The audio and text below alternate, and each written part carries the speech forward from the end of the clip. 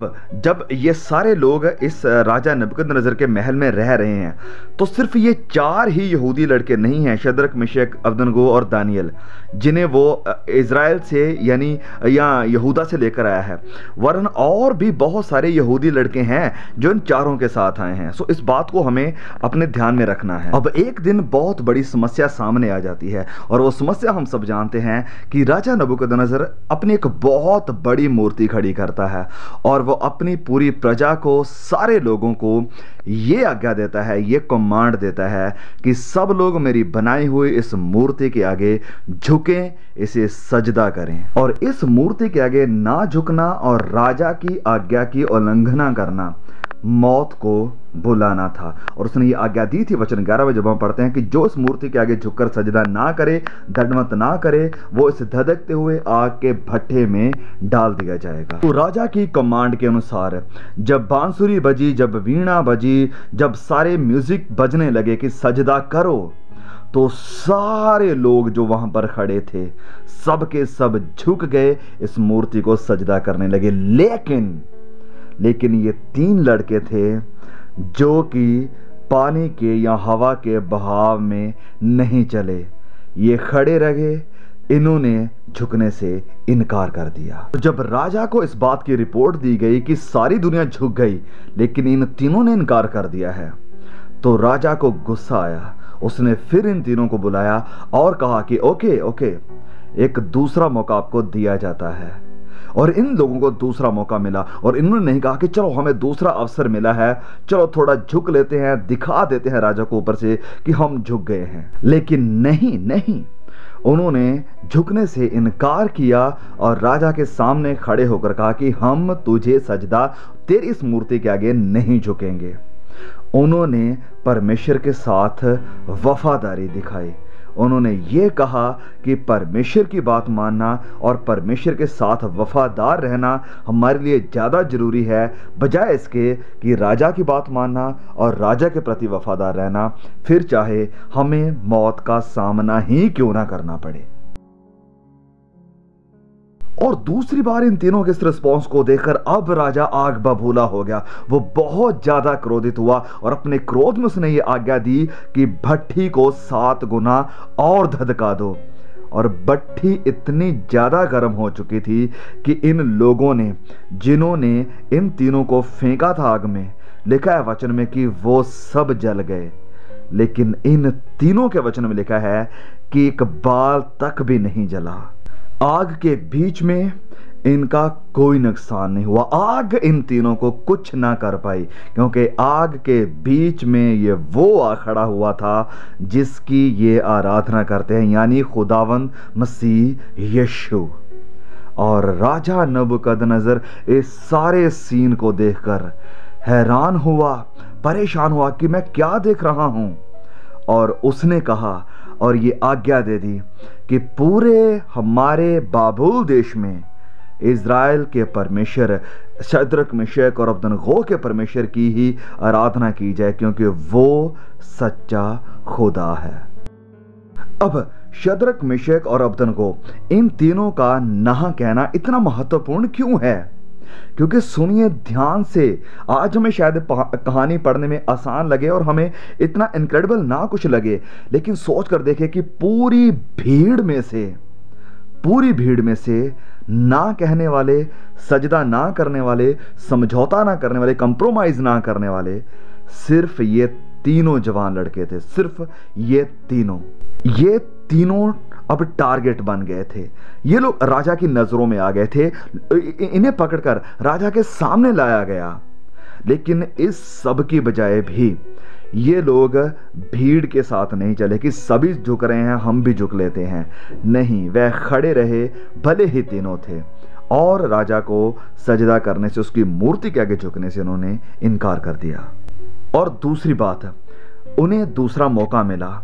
राजा ने उन्हें फिर बुलाया कि ओके, वह लोग पाप करें, कि वह लोग मेरी आज्ञा को माने, मेरी बात को माने और मेरी बनाई हुई मूर्ति के आगे सजदा करें, झुके मेरे आगे। तो गुनाह करने का, समझौता करने का, परमेश्वर का इनकार करने का इन्हें दोबारा से मौका दिया गया कि हो सकता है शायद अब इनके मन बदल जाएं।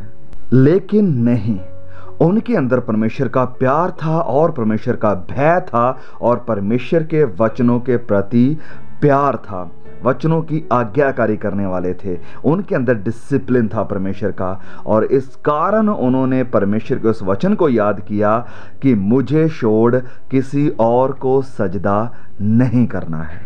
तीसरी बात, वो नहीं जानते थे कि उनके साथ क्या होने वाला है। यस, देखिए, जब हम वचन को पढ़ कर आए हैं, वहां पर लिखा है, ये लोग राजा से कहते हैं कि हमारा परमेश्वर तेरे हाथों से हमें बचाने की सामर्थ रखता है, वो हमें बचा सकता है। इसका मतलब क्या है कि पॉसिबिलिटी है कि वो बचा सके, लेकिन क्या होगा उन्हें नहीं पता था। मतलब कि उन्हें नहीं पता था कि परमेश्वर उन्हें बचाएंगे इस आग से या नहीं। उन्हें पता था कि राजा की आज्ञा को तोड़ना, उसकी बात को ना मानना, मौत को बुलाना है। लेकिन फिर भी वो कहते हैं कि अगर हमारा परमेश्वर हमें नहीं भी बचाता है तो भी हम परमेश्वर की आज्ञा को नहीं तोड़ेंगे, हम सजदा नहीं करेंगे। उन्होंने क्यों परमेश्वर की इस बात को पकड़ कर रखा? क्यों उन्होंने समझौता नहीं किया? क्यों उन्होंने ना कहा, इनकार किया? क्योंकि वो जानते थे कि सही क्या है। They knew what is right.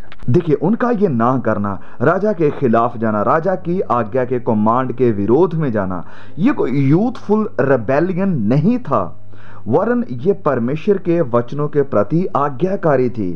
क्योंकि उन्हें पता था, उन्होंने पढ़ा था कि मुझे छोड़ किसी दूसरे देवी देवता के आगे झुकना नहीं है, उस किसी दूसरे की पूजा नहीं करनी है। तो हम देख सकते हैं कि वह लोग परमेश्वर के और उसके वचनों के प्रति वफादार थे, और यही कारण था कि वो जानते थे कि सही क्या है, गलत क्या है, हमें क्या करना है और क्या नहीं करना है, क्योंकि वो परमेश्वर के भय में थे, परमेश्वर के वचनों के साथ प्यार करने वाले थे, परमेश्वर की बात को मानने वाले थे। दूसरी बात, उन्होंने इनकार क्यों किया? क्योंकि उन्हें परमेश्वर के ऊपर विश्वास था। यस, ओके, समझिए इस बात को। अपनी ना का नतीजा जानते हुए उन्हें पता था कि अगर वो ना कर रहे हैं, राजा की आज्ञा को तोड़ रहे हैं, इसका नतीजा क्या होने वाला है, और बिना एंड रिजल्ट जाने वह परमेश्वर के साथ बने रहे। परमेश्वर के ऊपर उन्होंने विश्वास को बना कर रखा। विश्वास ये कि अगर वो इस आग में जल भी जाते हैं, वो मर भी जाते हैं, परमेश्वर अगर उन्हें नहीं भी बचाता है तो भी उनकी इस वफादारी का फल यानी प्रतिफल परमेश्वर उन्हें जरूर देंगे। तो हमारे लिए कुछ बहुत ही जरूरी लेसन। सबसे पहली बात कि परमेश्वर के ऊपर विश्वास रखें, परमेश्वर के ऊपर भरोसा रखें, फिर चाहे समझौता ना करने का नतीजा हमें मौत ही क्यों ना झेलनी पड़े। जब हम मसीह यीशु के ऊपर विश्वास के कारण लोगों की नज़रों में आ जाते हैं तो हमें भी ऐसा ही विश्वास रखने की, ऐसा ईमान रखने की जरूरत है जैसा ईमान शद्रक, मिशक और अबदनगो ने दिखाया। प्रभु यीशु ने भी यही बात करी कि उनसे मत डरो, यस, उनसे मत डरो जो तुम्हारे शरीर का नाश करते हैं, वरन उससे डरो जो तुम्हारे शरीर और तुम्हारे रूह यानी आत्मा को नाश करने की सामर्थ रखता है। तो अपने विश्वास के कारण हमें अपनी जान से भी हाथ धोना पड़ सकता है, हमें कलेशों का सामना करना पड़ सकता है, हमें दुखों का सामना करना पड़ सकता है या करना पड़ेगा।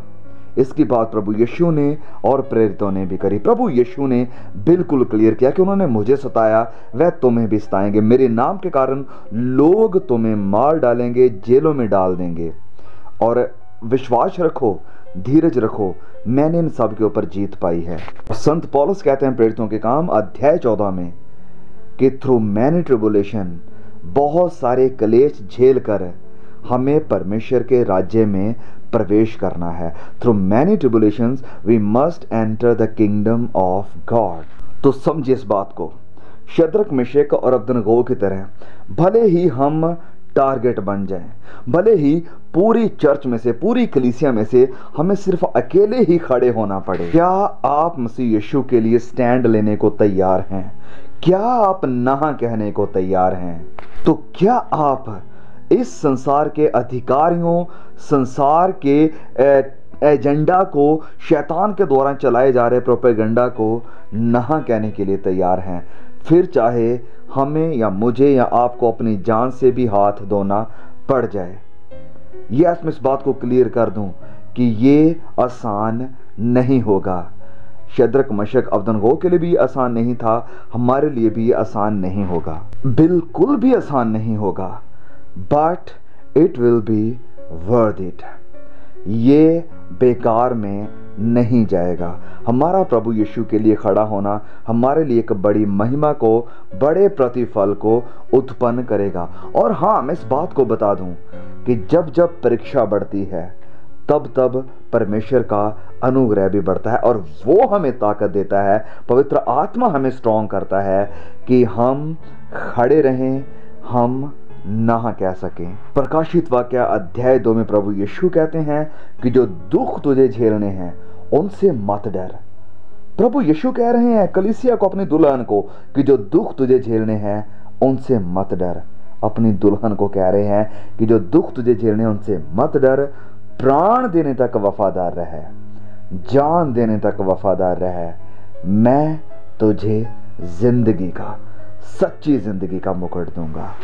ये बात, ये वायदा प्रभु मसीह यीशु का है। आज कलीसियाओं में भी बहुत से ऐसे लोग हैं जो कि भीड़ के बहाव में बह जाते हैं।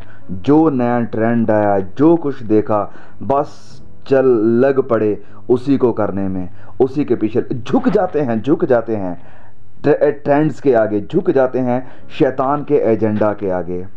और मेरे प्रिय भाइयों, मेरी बहनों, जो चीज़ें हम आज दुनिया में देख रहे हैं, जो जिस तरह से सोसाइटी को स्पिरिचुअली और मॉरली ख़त्म होते हुए आज हम देख रहे हैं, ये हमारे लिए बहुत ही ज़रूरी है कि हम आज खड़े हों, हम आज प्रभु यीशु के लिए खड़े होना सीख जाएं।